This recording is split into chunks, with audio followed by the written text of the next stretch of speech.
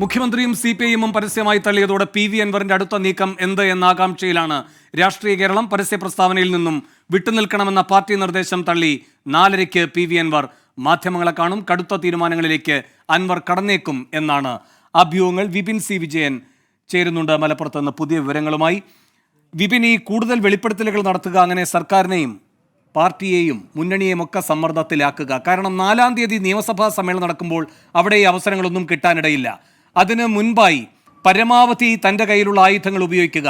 അങ്ങനെ കൂടുതൽ സമ്മർദ്ദത്തിലാക്കുന്ന ഒരു സർക്കാരിൻ്റെ പ്രതിനിധിയായി അവരെ മുഴുവൻ പ്രതിരോധത്തിലാക്കിക്കൊണ്ട് ട്രഷറി ബെഞ്ചിൽ തന്നെ ഇരിക്കുക. അത്തരമൊരു തന്ത്രപരമായ നീക്കമാണോ അൻവർ കാണുന്നത്, അതോ അതിന് അപ്പുറം കടന്നുള്ള നീക്കങ്ങളിലേക്കോ?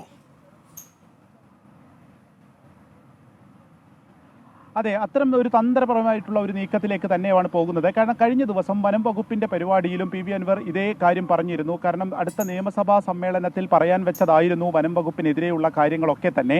എന്നാൽ അതിൽ സംസാരിക്കാൻ സമയം കിട്ടുമോ, സംസാരിക്കാൻ കഴിയുമോ എന്നുള്ളത് അറിയില്ല.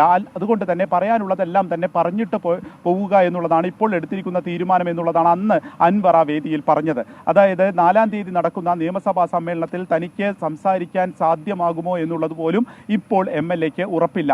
അത് മുഖ്യമന്ത്രിയും മുന്നണിയും ഒരുപോലെ കൈവിട്ടു എന്നുള്ളതിന്റെ കൃത്യമായ തിരിച്ചറിവ് PV അൻവറിനുമുണ്ട്.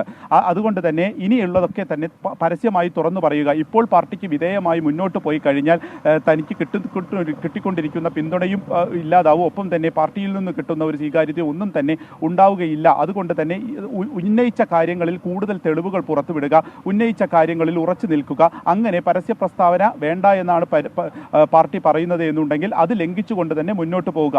ഏതെങ്കിലും രീതിയിലുള്ള ഒരു തീരുമാനം പാർട്ടിയുടെ ഭാഗത്ത് നിന്ന് കടുത്ത തീരുമാനങ്ങൾ ഉണ്ടാവുകയാണ് എന്നുണ്ടെങ്കിൽ അപ്പോൾ പുറത്തേക്ക് പോകുന്നതിനെ സംബന്ധിച്ച് പോവുക. അപ്പോൾ സ്വാഭാവികമായിട്ടും അദ്ദേഹം ഉയർത്തിയ ADGPക്കെതിരെ അന്വേഷണം വേണമെന്നുള്ളൊരു ആവശ്യത്തിന് ഇപ്പോൾ തന്നെ വലിയ രീതിയിലുള്ള സ്വീകാര്യത പാർട്ടി പ്രവർത്തകർക്കിടയിലുണ്ട്. എന്തുകൊണ്ട് ADGP MR അജിത് കുമാറിനെതിരെ